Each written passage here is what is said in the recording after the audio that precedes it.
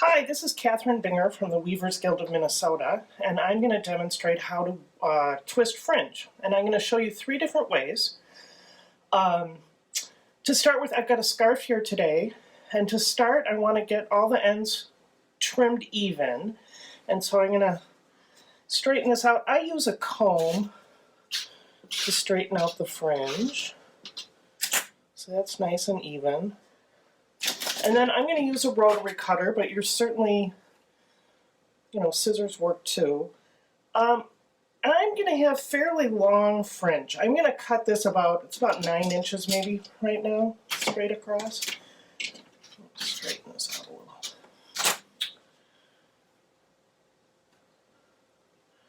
That's about 9 inches. It could be 8, you don't want it too much less than 7 inches, because you need to be able to twist the fringe and then also make a knot, and it needs to be a comfortable length. So that is nice and straight. I've done hem stitching on this, and my hem stitching was bundles of 4. When I originally planned this scarf, I was thinking I would twist 2 bundles together, and I sampled earlier and I decided that was too thick. So I'm going to fringe 2 strands and 2 strands. So I'll just be using, I'll be twisting 1 bundle at a time. Now I'm going to be having to pull on this, and my scarf's going to move. So I've got this great heavy book here.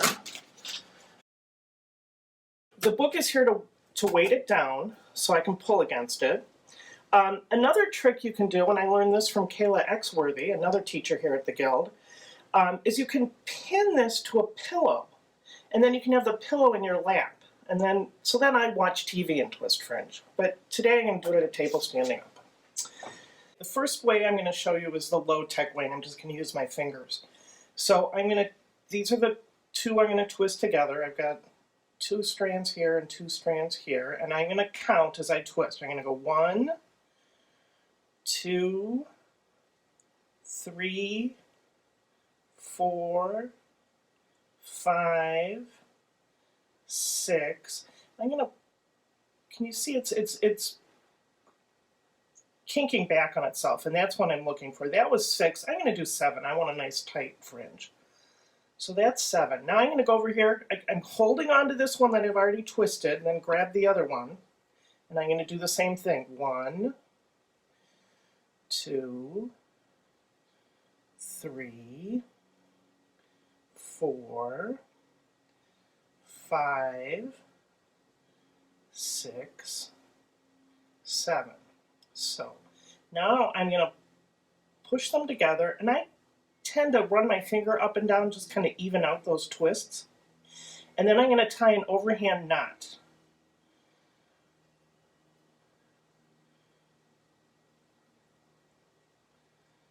And then when I let go, it twists back on itself, and I've got a nice fringe. I like that a lot. Okay, that was the low-tech way with my fingers. Now I'm going to move to this tool. You can buy these. This, I think, I don't know if this was a Shocked or not. I think, no, Shocked makes one. This might be a Luette. There's several companies that make these, the alligator clips. And I'll be able to twist at the same time. So now I'll take these 4 threads, and I'll clip one on 2 threads, and the other clamp on the other threads. And we decided 6 was a nice twist. Let's see if that works with this. 1, 2, 3, 4, 5, 6. No, this doesn't twist as much as my fingers, so we're going to have to do more. That was 6, 7, 8, 9, 10, 11, 12, 13, 14. I want a little more. 15, 16, 17. I'm going to do 18. Okay, again, I'm going to take the clips off. Hold on to it so you don't lose your twists. And again, I'm going to rub my finger up and down. Overhand knot. And now this time, I need to be careful to line my knots up. So before I do that knot too tight, let's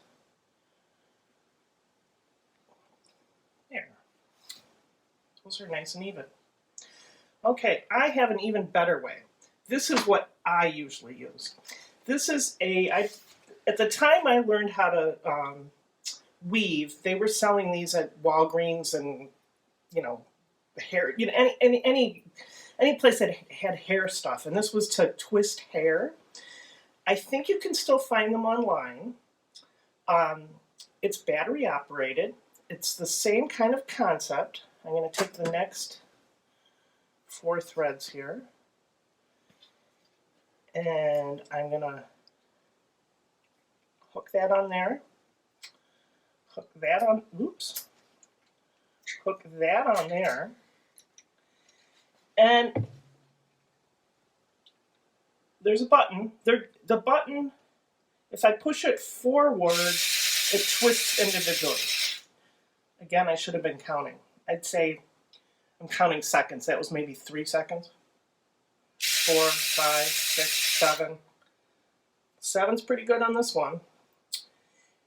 Now, this is how I use the tool. I take it off and do this again.